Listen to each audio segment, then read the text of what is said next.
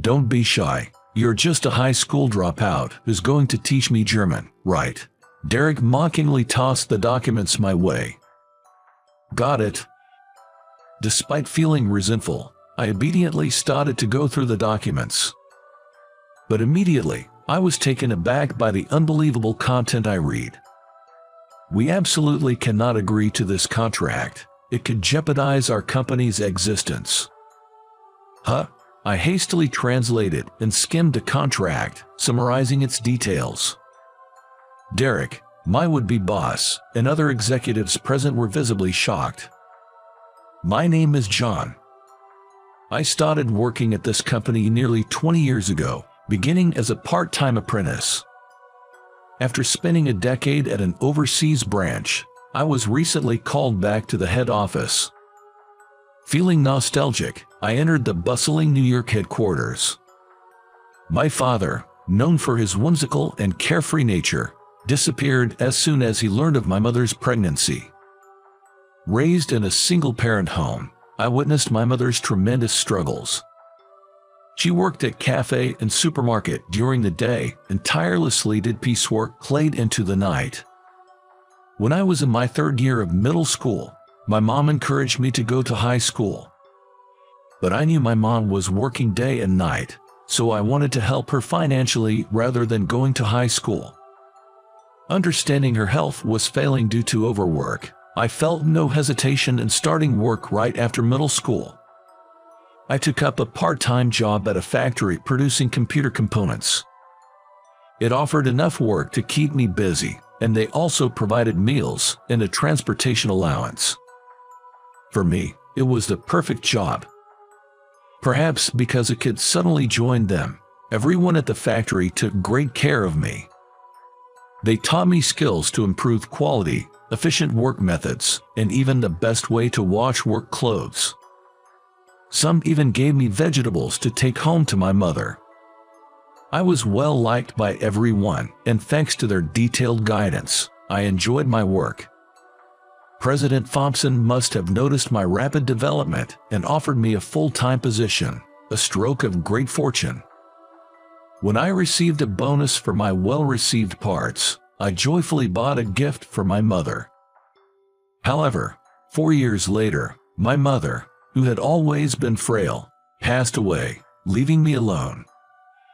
During my period of grief and low spirits, President Thompson approached me with an opportunity. How about working overseas? We'll support you with your German. Seeing me struggle in my hometown, he offered me this chance. The company had established an overseas branch that wasn't performing well. Feeling lost without my mother, I accepted the offer to work abroad. Adapting to work in a foreign country was genuinely challenging. Not only the language barrier, but also the cultural differences created many confusions. Initially, there were issues like not gathering on time and subpar work quality. I often clashed with the local workers. However, by exchanging opinions, we gradually began to understand each other. When I shared my background, some even wept for the mother they never met. I was invited to family feasts and even received support from local influencers. In this way, I gradually built up a track record at the branch office. After a decade, I became proficient in German and took on external negotiations. Then, I received orders to return home. For 10 years, I worked tirelessly, trying to forget about my mother. Standing in front of the headquarters after a decade, I was astonished. While I was working hard overseas, the headquarters had constructed a new building, quite an impressive structure. It was a glass-clad skyscraper, with security guards stationed around the clock. Welcome back, you've done well overseas. We've arranged a temporary position for you, so please do your best there. President Thompson greeted me with a warm smile. My position at the company was still up in the air. It seemed they were unsure about where to best utilize me. After the greetings, President Thompson quickly escorted me to the sales department. At first glance, the sales team appeared youthful and full of energy. "I'm John, and I'll be working with you from today. Nice to meet you," I introduced myself. Everyone responded to my greeting with smiles. I thought I'd be able to adjust smoothly at the headquarters. However, my optimistic outlook was soon shattered by a man. The next day, I greeted my new boss, the department manager named Derek. "Good morning." There was no reply to my greeting. Even though he had been friendly during my introduction the day before, he looked displeased. "Good morning," I said again, thinking he might not have heard me. "Quiet, I heard you." I was suddenly confronted with harsh, offensive language. As I stood there in shock, a mocking voice followed, further belittling me. "You're a high school dropout, and you're older than me. Yes. You went overseas or something, but I guess it was just because you're too dumb and got demoted, right?" I had been looked down upon for being a dropout before, but I didn't expect it here. As I stood speechless, Derek continued, "Guarding a useless dropout like you is just my bad luck," he said condescendingly, looking me over and then returning to his desk. During lunch, I learned from my colleagues that Derek was considered an elite due to his high educational background. He would flatter those he deemed superior and look down on those he saw as beneath him. He was not well liked because he flaunted his status.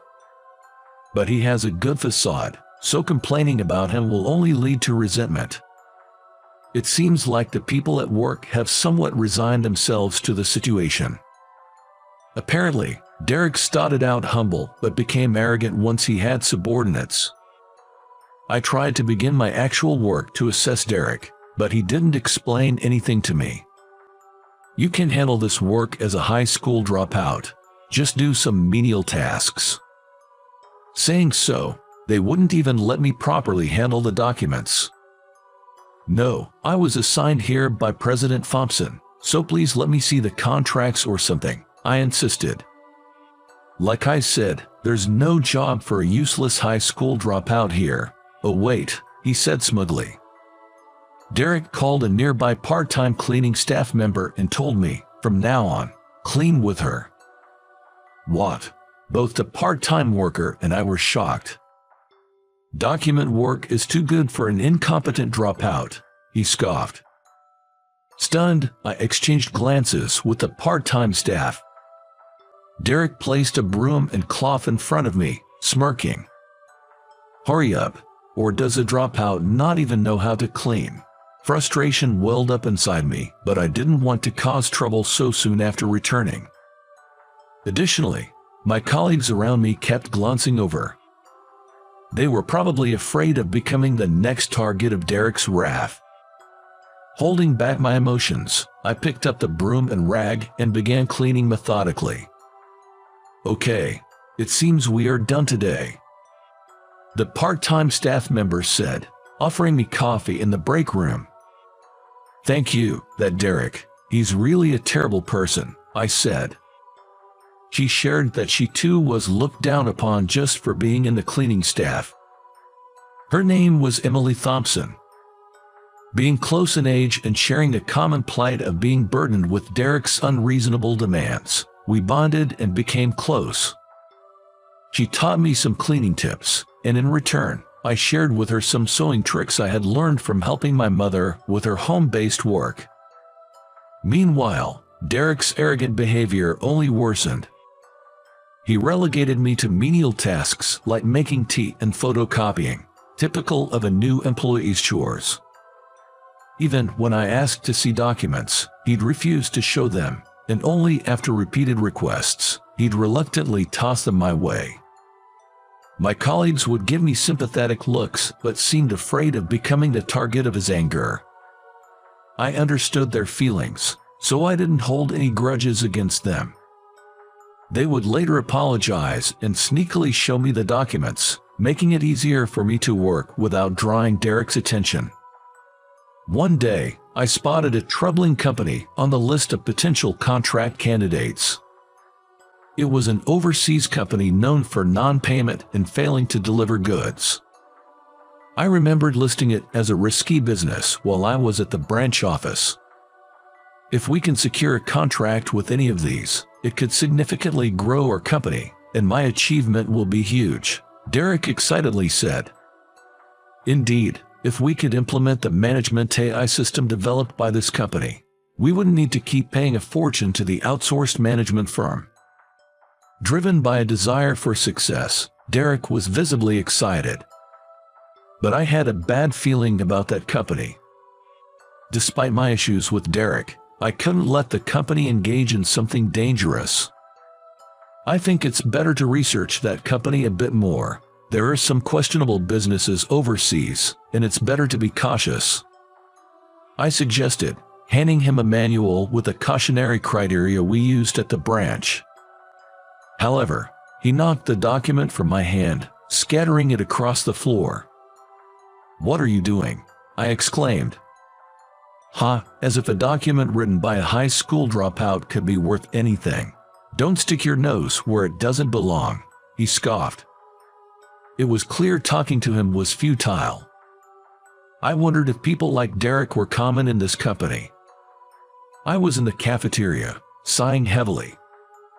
Then Emily came over.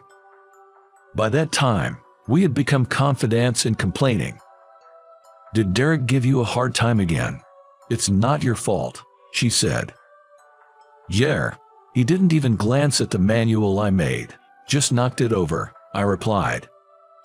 "That's terrible. What was the manual about?" she asked. The manual contained confidential company information. So I couldn't just tell Emily, an external contractor. When I explained this, I expected her to be disappointed, but instead, she smiled warmly. "You're really honest, John. With your diligence, you'll definitely see brighter days," she reassured me. Her smile lifted my spirits. I was encouraged by Emily's gesture of giving me homemade cookies as a reward for my hard work. I mustered the courage to go and consult with Derek. I was curious about his negotiation and contract styles and asked to accompany him, even if only as an errand boy. You want to shine my shoes?" he mocked. "Yes, I'll do it," I agreed. "Fine, but remember, someone like you shouldn't even be part of this," he said disdainfully. It was humiliating, but I got the chance to participate in the negotiation. The other party was scheduled to come to our office for a meeting at 2 p.m., as Derek had mentioned. With this faint hope, I opened the door to the meeting room in the afternoon. But when I arrived, the place was completely deserted. Rushing to the office, I learned that the meeting had already ended in the morning. Returning to my desk, I saw Derek smirking. "Hey, I told you the meeting was at 11 a.m., didn't I? What's this mess now?" he accused. "What do you mean? Wasn't it supposed to be at 2 p.m.? I asked, confused. "I clearly said 11 a.m. It's really troublesome how a high school dropout can't even keep track of time," he taunted.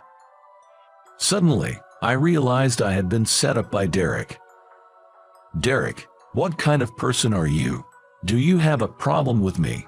It's not your place to speak up, you low achiever." This is how I lost my chance to be a part of the contract meetings. Feeling down, I secretly opened the cookies Emily had given me.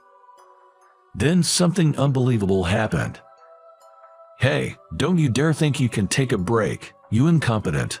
Derek snatched the cookies from me and crushed them under his shoe, turning them into dust. "How could you do that? Those were Emily's cookies. Huh, that cleaning lady, huh, perfect match for a bottom dweller like you." Was I destined to be treated this way just because I didn't finish high school? I could tolerate it for myself, but I couldn't stand Emily being insulted too. Enough is enough. I've got my own thoughts on this matter. Derek seemed taken aback for a moment at my assertive tone, but quickly turned furious. "What? You're defying me. You keep calling me incompetent, but what do you really know about me?" You never even tried to see my abilities. Just looking down on me must be so easy for you. This seemed to hit a nerve, as Derek slammed a thick document in front of me.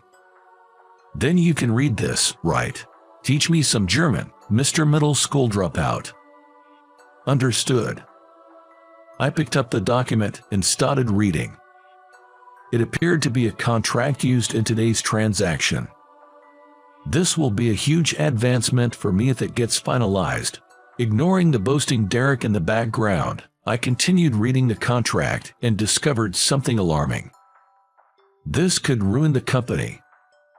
Stunned, I looked up to find Derek snatching the contract from me. Of course, a middle school dropout can understand German, right? Start from the alphabet again. His usual demeaning tone didn't matter to me now. What are you talking about? If we agree to this contract, our company is in danger. I yelled at Derek, forgetting all formalities. And I rushed to the president's office. President Thompson was shocked by my sudden entrance but turned pale as he read the contract and listened to my explanation. He immediately summoned Derek. President Thompson, I apologize. This idiot just barged in causing trouble. What on earth is this all about? President Thompson gathered other executives, and in the midst of them, I raised some concerning points. Is this the contract from today's deal? Yes. Derek's voice was drowned out by President Thompson's shout. Are you trying to bankrupt this company? Derek, look here. There's no delivery date specified. The contract shockingly had no delivery date mentioned and stipulated that we would pay before starting the work.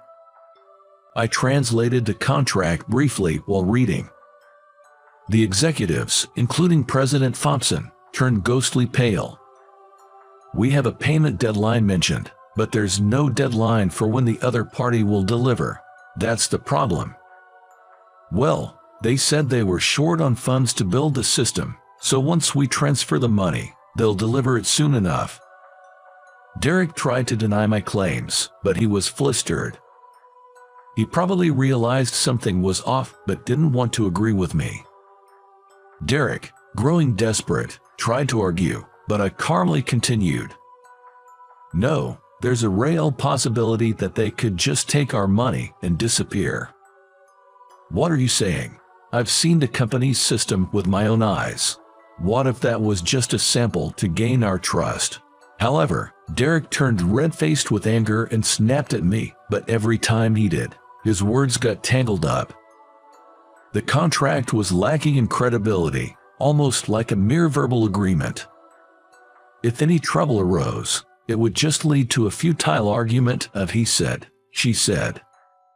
But more troubling was a particular clause written in it. The cost of updates for any deficiencies will be borne by us as needed, it read. In small, hard-to-read German print.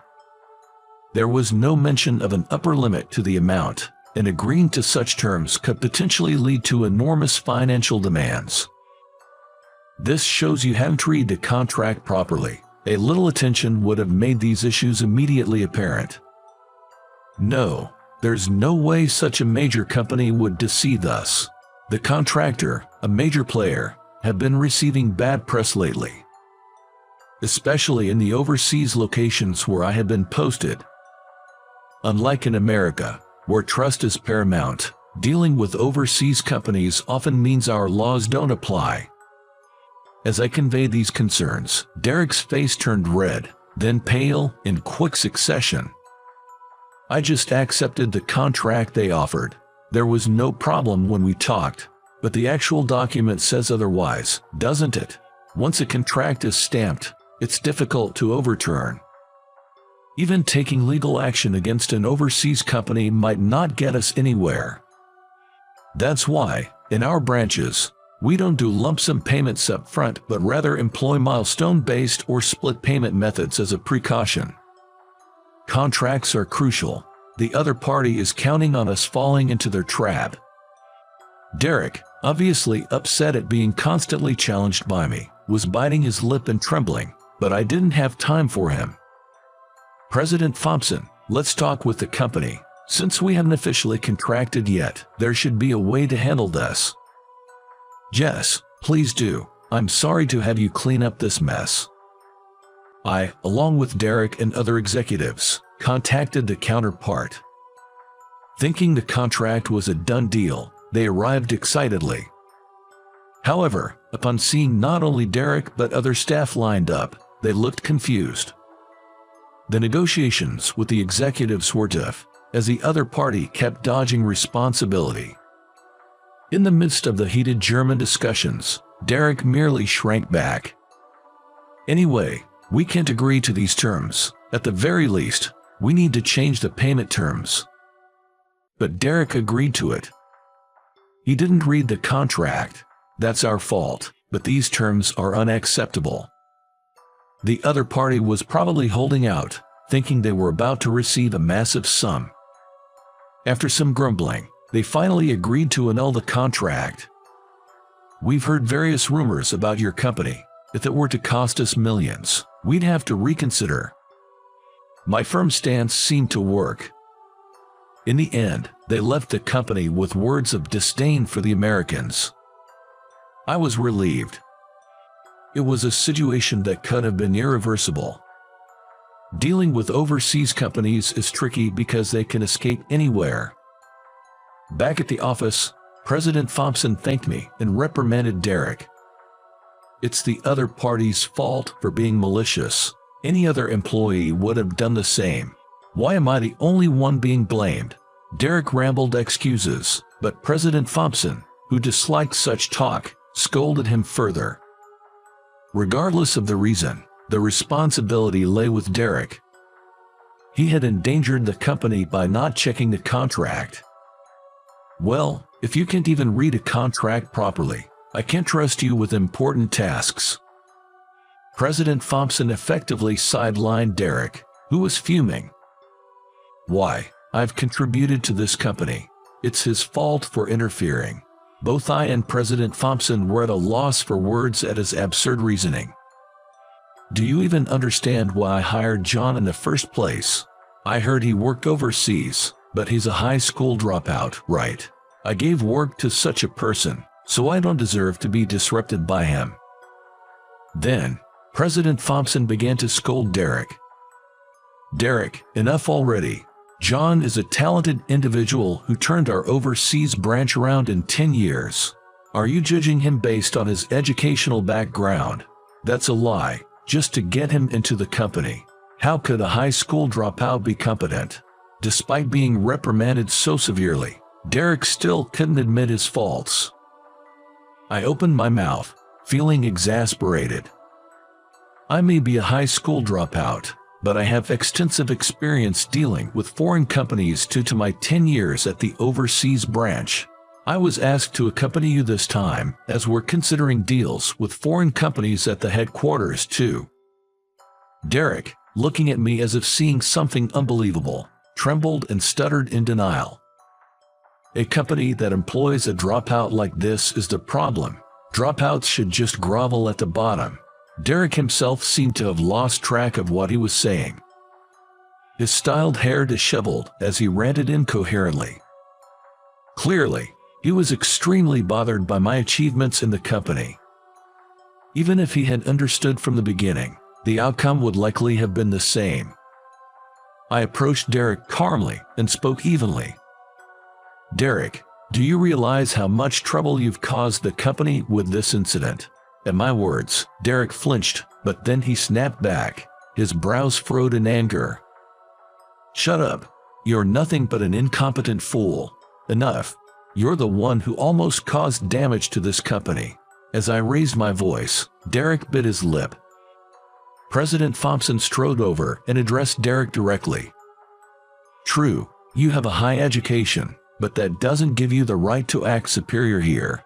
Be aware of your unacceptable behavior as a professional. But it's the same for him. He's not behaving according to professional manners either, Derek retorted, trying to shift the blame to me for being late to the meeting. I can't believe I'm considered inferior to someone who can't even keep time. Then show us the email correspondence with the other party. The real issue was that Derek had lied to me about the meeting time, leading to my absence. The time I had been told was 1400 hours, but the actual time was 11 o'clock. If we could see the email dialogues with the other party, it would be immediately clear. Reluctantly, Derek showed the emails after President Thompson's stern command, and sure enough. Indeed, the emails exchanged between Derek and the client showed the meeting time was set for 11 o'clock. This confirmed that Derek had lied to me. It's not true. I did tell John 11 o'clock, but he didn't show up. Derek's desperate excuses fell on deaf ears.